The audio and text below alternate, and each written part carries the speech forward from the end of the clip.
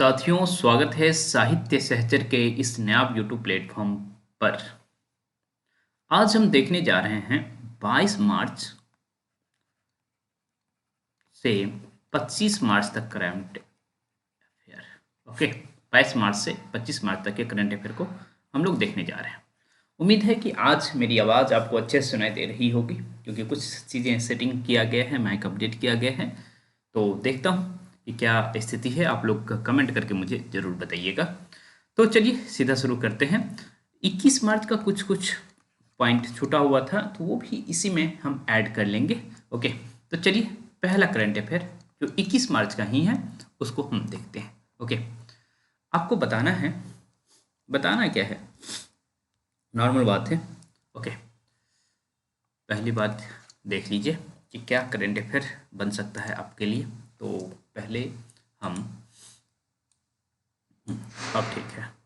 Okay, तो देखिए, FIFA विश्व कप 2026 कहाँ होने वाला है, यही प्रश्न बनेगा। इसमें कौन कौन देश पार्टिसिपेट कर रहे हैं ये नहीं पूछेगा, लेकिन फीफा वर्ल्ड कप 2026 कहाँ होने वाला है। तो 3 कंट्री है और 3 आसपास के कंट्री हैं। अमेरिका, ओके, कनाडा और मैक्सिको। ओके, अमेरिका, कनाडा और मैक्सिको, ये 3 नाम आप याद रखेंगे। फीफा वर्ल्ड कप 2026 और ये यहाँ होने वाला है। और भी कंट्रीज हैं जो इसमें पार्टिसिपेट करने वाले हैं। ओके, जैसे जापान पहला गैर मेजबान देश हो गया जो क्वालिफाई कर लिया है फीफा वर्ल्ड कप के लिए। ओके, तो अभी ये मत याद रखिए किसने क्वालिफाई किया या नहीं किया। ओके, एक चीज आपको बताया गया था, विश्व वन दिवस कब मनाया जाता है, तो आप लोग कमेंट में बताएंगे। वैसे ही आप ये याद रखिएगा कि विश्व ग्लेशियर दिवस 21 मार्च को मनाया जाता है। विश्व वन दिवस हमने जब डिस्कस किया था तो आपको ये भी बताया था कि इसका थीम क्या है। ओके, विश्व ग्लेशियर दिवस 2025 कब मनाया जाता है, तो 21 मनाया गया 21 मार्च को ही मनाया गया। इसे आप अच्छे से ध्यान रखिएगा तो मुझे अच्छा लगेगा। ठीक, थोड़ा सा और हम आगे बढ़ते हैं। ओके, और साथ ही साथ संयुक्त राष्ट्र ने 2025 को क्या कहा, अंतर्राष्ट्रीय ग्लेशियर संरक्षण वर्ष घोषित किया। हाँ, अंतर्राष्ट्रीय ग्लेशियर संरक्षण वर्ष किसे घोषित किया गया है, 2025 को। तो ये भी आप ध्यान रखेंगे तो मुझे अच्छा लगेगा। चलिए, एक व्यक्ति हैं जिनका नाम है विजय शंकर। ओके, विजय शंकर जी को डेनमार्क ने प्राइज दिया है। विजय शंकर को डेनमार्क ने पुरस्कार दिया है और उसका नाम है Knight Cross of the Order of Dannebrog. Okay, क्या नाम है, Knights Cross Knight Cross of the Order of Dannebrog. इतना बड़ा नाम है। ओके, तो ये याद रखिएगा। दक्षिण भारत और डेनमार्क के बीच अच्छे रिलेशन के लिए डेनमार्क ने इन्हें विजय शंकर जी को यह पुरस्कार दिया है, इतना ध्यान रख लीजिएगा आप लोग। ओके, उसके बाद विश्व मौसम विज्ञान दिवस कब मनाया जाता है, विश्व मौसम विज्ञान दिवस। ओके, और मैं आप लोगों से यह कहूँगा ना कि जितने दिवस मैं डिस्कस करता हूँ, हालांकि करंट अफेयर आप लोग को उम्मीद है कि एक जगह लिख रहे होंगे, तो वहाँ एक अलग से एक पेज बना लीजिए जिसमें हम दिवस और उसके थीम को एक साथ लिख के रखें। ओके, तो विश्व मौसम विज्ञान दिवस कब मनाया जाता है, 23 मार्च को। ओके, 23 मार्च को क्या मनाया जाता है, विश्व मौसम विज्ञान दिवस। और इसका थीम क्या था, एक साथ प्रारंभिक चेतावनी अंतर को पाटना। ओके, और मुझे लगता है कि इसका इंग्लिश अच्छा लग रहा है मुझे, closing the early warning gap together. Warning gap. Okay, तो अर्ली वार्निंग गैप है उसको खत्म करने की बातचीत की जा रही है। तो यही थीम है। ओके, विश्व मौसम विज्ञान दिवस के बाद हम closing the early warning gap together, एक साथ प्रारंभिक चेतावनी अंतर को पाटना। तो मुझे नहीं लगता है कि आप लोग अ, ये याद रखेंगे। ये ज़्यादा अच्छी बात है कि closing the early warning gap together, ये ज़्यादा सही रहेगा आप लोगों के लिए। ओके, उसके बाद ये उतना इम्पोर्टेंट खबर नहीं है, क्योंकि खबर में है इसीलिए हम डिस्कस कर लेंगे। ओके, अनुज कुमार सिंह को यूपीएससी के संयुक्त सचिव के रूप में नियुक्ति दी गई है। ओके, यूपीएससी के संयुक्त सचिव के रूप में नियुक्ति दी गई है। इतनी बात है, 5 साल रह सकते हैं या फिर जब तक कोई आदेश ना आ जाए। ओके, हाँ, ये इम्पोर्टेंट खबर है क्योंकि हम लोग चाह रहे हैं कि सोलर अलायंस या रिन्यूएबल एनर्जी सेक्टर में काम करें। तो बीपीसीएल का एक यूनिट कहाँ है? कोच्चि में। ओके, कोच्चि में है। इसने क्या किया? फ्लोटिंग सौर ऊर्जा ऊर्जा संयंत्र का उद्घाटन किया। फ्लोटिंग फ्लोटिंग सौर सौर ऊर्जा संयंत्र। ओके, फ्लोटिंग सौर सौर ऊर्जा संयंत्र का उद्घाटन बीपीसीएल के कोच्चि यूनिट द्वारा किया गया। हाँ, और ये आप लोग के माइंड में आ रहा होगा कि कितना मतलब इससे इलेक्ट्रिसिटी प्रोड्यूस होगा। तो 3.2 मेगावाट। ओके, एसी करंट निकलने वाला है। 3.2 मेगावाट एसी करंट। ओके, जैसे वॉल्यूम बढ़ाया गया है वैसे नॉइज कैंसिलेशन तो ओपन किया ही गया है, लेकिन हो सकता है कि आप लोग को बाहरी आवाज़ भी थोड़ी थोड़ी सुनाई दे रहा हो। तो आप इस बात को मैनेज करेंगे, क्योंकि आप लोगों की ज़रूरत थी कि हमारी आवाज़ अच्छे से सुन पाए। तो इस तरह से किया गया है। बाकी रिव्यू आप लोग बताएंगे वॉइस का। ओके, अमिताभ कांत को कौन नहीं जानते? आप में से अधिकतर लोग जानते होंगे अमिताभ कांत जी को। ओके, अमी ये देखिए मैं एक साथ क्या लिख दिया, अभी कांत ओके, अमिताभ बच्चन नहीं, कांत। अमिताभ कांत को हाँ NIIT विश्वविद्यालय यूनिवर्सिटी का चांसलर नियुक्त किया गया है। तो ये फेमस हुए थे G20 की शेरपा के रूप में भी फेमस हुए थे, और नीति आयोग के CEO भी रहे। ओके, तो नीति आयोग के CEO रहे हैं, और G20 2023 में हमारे यहाँ हुआ था, उसके शेरपा भी थे अमिताभ कांत। तो इन्हें NIIT यूनिवर्सिटी का अब वाइस चांसलर नियुक्त किया गया है। ओके, चांसलर ही नियुक्त किया गया, वाइस चांसलर नहीं। ओके, एक जॉर्ज फॉरमैन की मृत्यु हो गई। ओके, ये कौन थे? George foreman. जॉर्ज फॉरमैन की मृत्यु हो गई। ये कौन थे? फॉरमैन। जॉर्ज फॉरमैन की मृत्यु हो गई। ये अमेरिकन मुक्केबाज थे। बस इतनी बात याद रखेंगे, मुक्केबाज थे, मुक्केबाजी करते थे। ओके, अमेरिका के थे। ओके, जॉर्ज फॉरमैन आपको दिमाग में, आपके दिमाग में रहना चाहिए। अभी मैं यूट्यूब देख रहा था, हाँ, तो यूट्यूब पे ही गो IBO का प्रचार आ गया है ना, और उसमें मैं देख रहा था कि ऋषभ पंत कुछ कुछ कर रहा है। Okay, go I B R go. Okay, तो गो आई वीवो के ब्रांड एम्बेसडर के रूप में ऋषभ पंत को लाया गया है। ओके, ऋषभ पंत को आई थिंक दीपिका पादुकोण या आलिया भट्ट भी गोवा वीवो को प्रचार करती थी। हालांकि आप ऋषभ पंत का नाम याद रखेंगे। साथ ही साथ सुनील गावस्कर भी हैं, सुनील गावस्कर। ओके, तो ऋषभ पंत और सुनील गावस्कर का नाम रखेंगे, याद रखेंगे, है ना। उसके बाद हाँ, पर्पल फेस्ट के बारे में पहले आपको बताने वाला था, लेकिन मैं देख रहा था कि शायद उतना इम्पोर्टेंट नहीं है, लेकिन ये खबर देख रहा हूँ दूसरी बार आ गया है।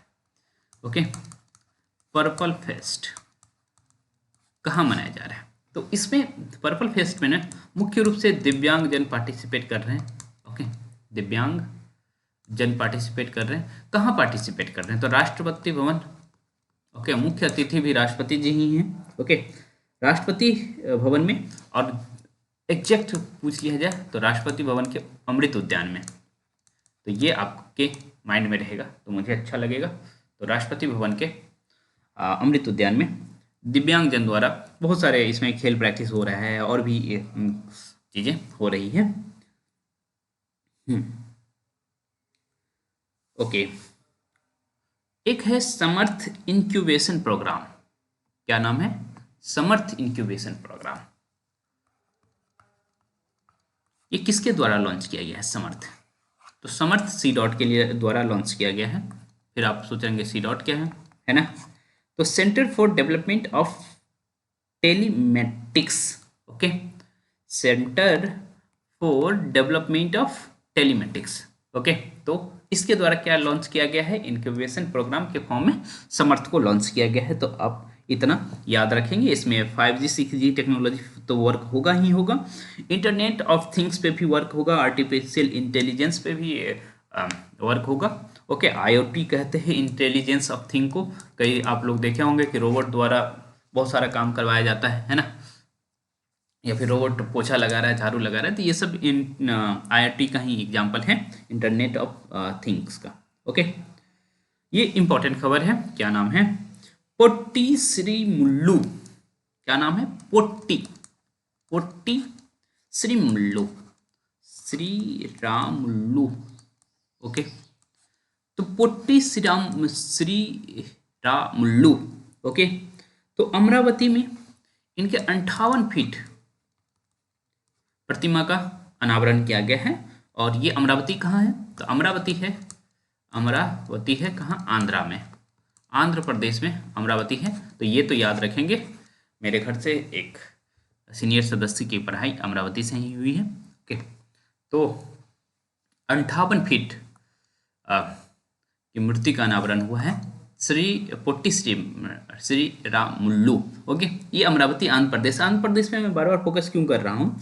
क्योंकि 1953 में इन्होंने 58 दिन का भूख हड़ताल किया और आंध्र प्रदेश राज्य तो मिल गया लेकिन इनकी मृत्यु हो गई थी। ओके, तो आप इसको ध्यान में रखेंगे, potty Shri Ramullu. Okay, 58 feet की मूर्ति ऑब्वियसली आंध्र प्रदेश में बनाई गई है। ओके, इतनी बात आपको ध्यान में रहेगा तो याद रहेगा। वर्ल्ड हैप्पीनेस इंडेक्स के बारे में मैंने आपको बता दिया था कि फिनलैंड टॉप किया है और इंडिया का रैंक आप याद रखेंगे 118। Okay, world happiness index. और ऑक्सफोर्ड यूनिवर्सिटी के साथ साथ UN एजेंसी UNSDSN वर्क करता है इसमें, लेकिन ऑक्सफोर्ड यूनिवर्सिटी आप याद रखेंगे। तो 118वें स्थान पर वर्ल्ड हैप्पीनेस इंडेक्स में IMDI अपना भारत है। ओके, तो ये याद रखेंगे। हालांकि ये अच्छा रैंकिंग नहीं है, इस पर विवाद भी काफ़ी होता है कि भाई हम लोग जो हमारे आसपास के कंट्री हैं उससे कैसे पीछे चल रहे हैं। ओके, तो एक है राम सुतार। आप लोग को याद है राम सुतार? काफ़ी न्यूज़ में थे ये उस समय जब स्टैच्यू ऑफ यूनिटी बना था। ओके, स्टैच्यू ऑफ यूनिटी जब बना था तो ये राम सुतार काफ़ी न्यूज में थे। राम सुतार काफ़ी न्यूज में थे। ओके, और वास्तव में ये एक मूर्तिकार हैं। ओके, तो ये स्टैच्यू ऑफ यूनिटी भी एक मूर्ति ही है। तो राम सुतार भी न्यूज में थे और अभी फिर से न्यूज में आ गए हैं क्योंकि इन्हें महाराष्ट्र भूषण पुरस्कार दिया जा रहा है, मूर्तिकार राम सुतार को।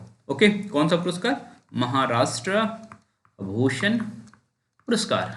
ओके, तो महाराष्ट्र भूषण पुरस्कार इन्हें दिया जा रहा है और मुख्यमंत्री साहब कौन है बता देंगे तो मुझे अच्छा लगेगा। ओके, चलिए थोड़ा सा हम और आगे बढ़ते हैं। और इन्हें जो है पद्मश्री और पद्म भूषण पहले से ही दिया जा चुका है और अभी 100 वर्ष के हो चुके हैं। ये सारी बातें हैं इनके बारे में। 25 लाख रुपए दिया जाएगा पुरस्कार के रूप में। नस्लीय भेद उन्मूलन दिवस, ये आप ध्यान रखेंगे, नस्लीय भेद उन्मूलन दिवस। ओके,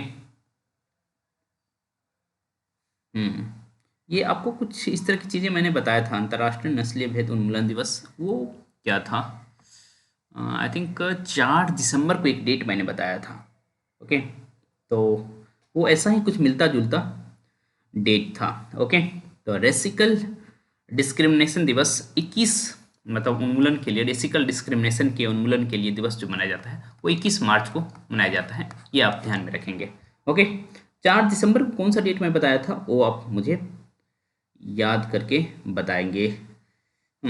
23 मार्च को हमारे 3 शहीद थे और सभी के स्टेटस पे मैं देख रहा था लगाया गया था। पता नहीं मैं स्टेटस नहीं लगा पाता हूँ, इन लोगों का इतना सम्मान है ना, ये स्टेटस जैसे चीज़ मुझे पता नहीं, इन लोगों के सम्मान में मैं इनके बारे में बहुत कुछ कुछ उस दिन पढ़ लेता हूँ, लेकिन इतना सम्मान है कि मैं इनको स्टेटस पे भी नहीं डाल पाता हूँ। ओके, तो भगत सिंह, राजगुरु और सुखदेव को 23 मार्च 1931 को फांसी दिया गया था, है ना, और ये शहीद हुए थे। ओके, तो ये याद रख सकते हैं, 23 मार्च 1931 को इन्हें फांसी दिया गया था। ओके, और आप ये बताएंगे किसकी हत्या के जुर्म में इन्हें मृत्युदंड दिया गया था? तो सॉन्डर्स थे क्या, जेपी सॉन्डर्स। ओके, तो चलिए हम आगे की बढ़ते हैं, आगे की ओर बढ़ते हैं।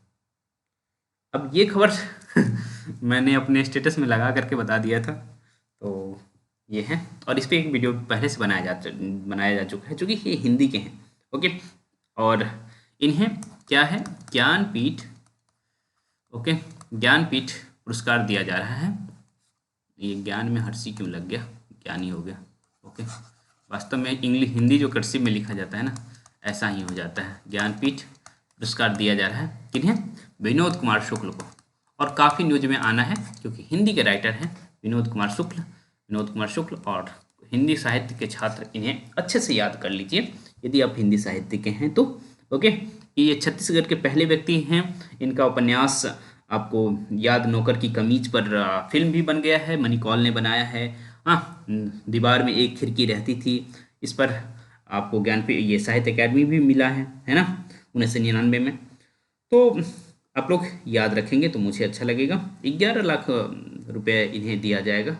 ओके, तो चलिए, इतनी बड़ी बात है। और ये कितने नंबर का ज्ञानपीठ पुरस्कार है, ये हो सकता है कि न्यूज बन जाए, कितने नंबर का, तो 459th, इतनी बार डिस्कस किया गया है तो हो सकता है कि ये न्यूज बन जाए कि कितने नंबर का। तो 59th नंबर का ज्ञानपीठ पुरस्कार इसको दिया गया है विनोद कुमार शुक्ल जी को, छत्तीसगढ़ के हैं। ओके, इस बीच मैं छत्तीसगढ़ गया था, इस बीच का मतलब यहाँ लास्ट ईयर का छत्तीसगढ़ है, मतलब छत्तीसगढ़ में जब गया था।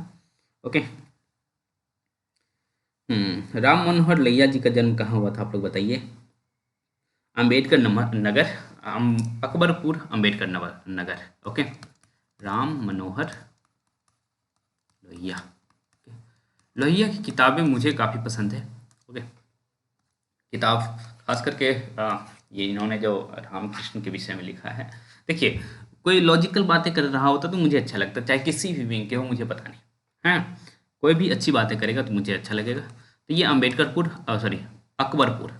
अकबरपुर अम्बेडकर नगर, उत्तर प्रदेश में इनका जन्म हुआ था 23 मार्च 1910 को।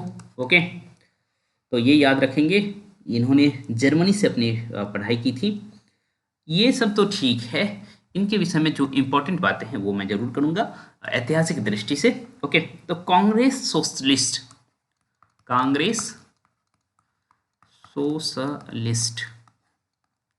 ओके, सोशलिस्ट पत्रिका है कांग्रेस सोशलिस्ट। ये देखिए, ये हर्षी वहां पहुंच गया।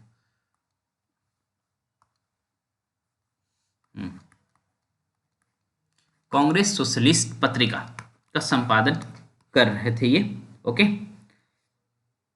कांग्रेस सोशलिस्ट पत्रिका के संपादक थे, और 1936 में अखिल भारतीय कांग्रेस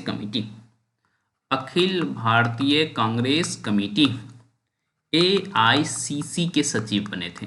कब बने थे? 1936 में, जब गोदान प्रकाशित हुआ था। ओके, जब से हम प्रगतिवाद की शुरुआत मानते हैं। ओके, और सप्त क्रांति की अवधारणा को इन्होंने आगे बढ़ाया। ओके, इतनी सारी बातें हैं राम मनोहर लोहिया के बारे में। सोशलिस्ट हैं, पहले से आपको दिख रहा है, और 1956 में इन्होंने सोशलिस्ट पार्टी लोहिया की स्थापना किए थे। ओके, बाकी जवाहरलाल नेहरू के खिलाफ भी चुनाव लड़े थे फूलपुर से, ये सारी बातें हैं। 1963 में भी चुनाव लड़े और वे फर्रुखाबाद से सांसद बनकर संसद गए थे। ये सारी बातें हैं, इतनी बातें याद नहीं रखना है आपको। हाँ, एआईसीसी के सचिव रहे हैं 1936 में, कांग्रेस सोशलिस्ट पत्रिका के संपादक रहे हैं, और सारी बातें तो आपको याद रखनी ही रखनी है। साथ में इनका एक फेमस नारा है, रोटी कपड़ा और मकान, ये याद रखेंगे। रोटी कपड़ा और मकान बहुत फेमस नारा है ना, रोटी कपड़ा और मकान और मकान, ये नारा इन्होंने ही दिया था, रोटी कपड़ा और मकान। ओके, तो इतनी बातें आप याद रखेंगे लोहिया जी के बारे में। वीडियो हो गया है 20 मिनट का, फिर भी देखते हैं कि और कुछ बातें की जा सकती हैं। अभी हमको लगता है आपको थोड़ा सा और कुछ देर हमारे साथ बने रहना होगा, है ना। तो मूर्तिकार हो गए, विनोद कुमार शुक्ल हो गए। ओके,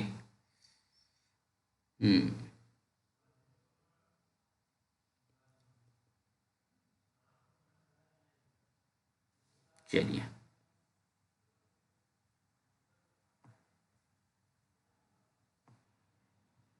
चलिए आगे चलते हैं। एक है मैथिली बाला सुब्रमण्यम। ओके, एस जयशंकर जब हम बोलते हैं तो उनके नाम में आप सुब्रमण्यम आता है, लेकिन आप मैथिली बाला सुब्रमण्यम का नाम याद रखेंगे, मैथिली बाला सुब्रमण्यम। ओके, इन्हें एक है asset management company Edelweiss, Edel WEISS, Edelweiss. Okay, तो इन्हें बना दिए हैं CEO और MD। बस इतनी बात है। हरीश टंडन को किस उच्च न्यायालय का मुख्य न्यायाधीश बनाया गया, ये याद रखेंगे।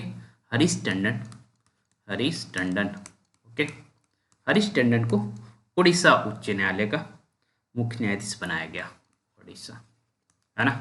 उड़ीसा मुख्य न्यायालय का मुख्य न्यायाधीश बनाया गया किन्हों, हरीश टंडन को। इतनी बातें आप याद रखेंगे। ओके, ये खबर थोड़ा सा हम विस्तार से देखेंगे। ओके, विश्व टीबी दिवस,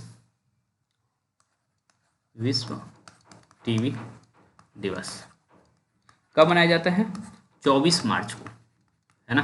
विश्व टीबी दिवस कब मनाया जाता है, 24 मार्च को। और yes we can end TB, यही थीम है, yes we can end TB. Okay, yes we can end TB, ये हम याद रखेंगे। थीम हमने कहा कि थीम याद रखना काफ़ी ज़रूरी है। ओके, और वास्तव में हम 24 मार्च को क्यों मनाते हैं, क्योंकि 24 मार्च 1882 को रॉबर्ट कॉच ने जो ट्यूबरकुलोसिस बैक्टीरिया है उसकी खोज की थी। ओके, टीबी के रिस्पॉन्सिबल है ट्यूबरकुलोसिस, आप जानते हैं। तो ट्यूबरकुलोसिस बैक्टीरिया टीबी के लिए रिस्पॉन्सिबल है, इसी खोज इन्होंने की थी। तो इतनी बात आप याद रखेंगे तो मुझे अच्छा लगेगा, बाकी बातें याद नहीं रखनी है कुछ भी। ओके,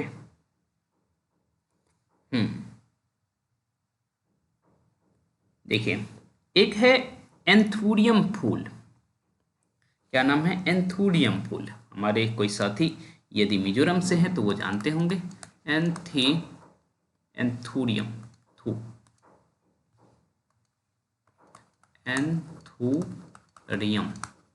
एंथूरियम फूल है ना। इसका निवेश मतलब निर्यात कहाँ किया गया है, सिंगापुर, और ये पहली बार हुआ है। ये एंथूरियम फूल कहाँ प्रोड्यूस हो रहा है, तो ये मिजोरम में प्रोड्यूस होता है, मिजोरम। ओके, एंथूरियम फूल कहाँ प्रोड्यूस होता है, मिजोरम में। ये बात आप ये याद रखेंगे तो मुझे अच्छा लगेगा। और ये भेजा, यह खबर अब तक मैं जितना कुछ बताया हूँ उसमें सबसे इम्पोर्टेंट हो जाएगा, क्योंकि थोड़ा सा अलग हुआ है ना। और क्या अलग हुआ है उसको आप अच्छे से ध्यान दीजिए। केरल जो है वरिष्ठ नागरिक आयोग, senior citizen commission. Okay, senior citizen commission, वरिष्ठ नागरिक आयोग स्थापित करने वाला फर्स्ट राज्य कौन बन गया है, केरल। ये आप ध्यान में रखेंगे। सीनियर सिटीजन कमीशन, वरिष्ठ नागरिक आयोग बनाने वाला पहला राज्य कौन बना है? केरल। अभी अभी की बात है, इसको आप बहुत अच्छे से याद रख लीजिएगा। ओके, गोपाल विट्ठल का नाम याद रख सकते हैं चाहे तो, वैसे मैं कहूँगा कि भूल जाइए। भारतीय एयरटेल ने इन्हें GSMA का अध्यक्ष चुना है, ठीक है। लेकिन अजय सेठ को नहीं भूलना है, अजय सेठ जी को नहीं भूलना। और सेठ जैसा काम है इनका। हाँ, अजय सेठ को भारत के नए वित्त सचिव बनाया गया। भारत के नए वित्त सचिव कौन है? अजय सेठ।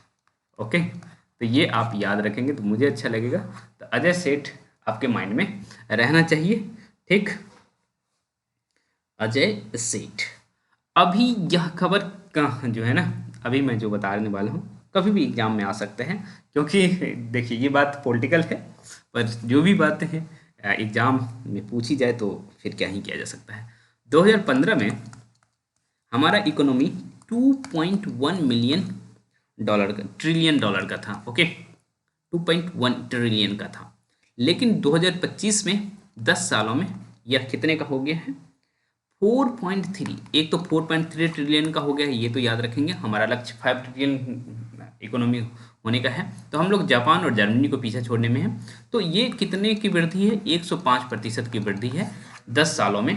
तो आप याद रखेंगे 2.1 ट्रिलियन से 4.3 ट्रिलियन, तो ये भी फिगर आपको याद रहना चाहिए। और साथ ही साथ 4.3 ट्रिलियन भी आपके माइंड में रहना ही चाहिए।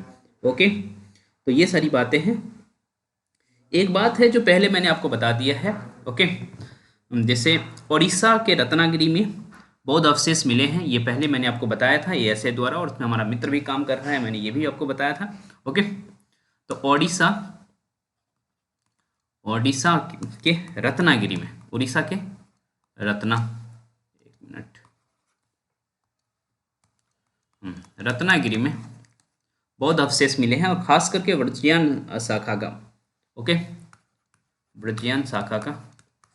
और आपको पता है वज्रयानियों का केंद्र पूर्वी भारत था, तो इनका वहाँ मिलना बड़ी बात नहीं है। ओके, तो ये रत्नागिरी में मिल रहा है, तो ये याद रखेंगे बौद्ध अवशेष। और दूसरी बात ये है कि केरल में मेगालिथ मिला है, तो ये है कहाँ? मल मलमपुझा डैम के आसपास, केरल के पलक्कड़ जिले में मलमपुझा डैम। तो उतना इंपॉर्टेंट नहीं है, लेकिन बस ये याद रखिएगा केरल में मेगालिथ मिल रहा है। ओके, तो लौह पाषाण युग, लौह युग के बारे में हम लोग जान सकते हैं, आयरन एज के बारे में वहाँ से जान सकते हैं। हमें ये याद रखिए उड़ीसा में वज्रयान बुद्धों का ओके अवशेष मिल रहा है। इतनी सारी बातें मैंने आपसे की।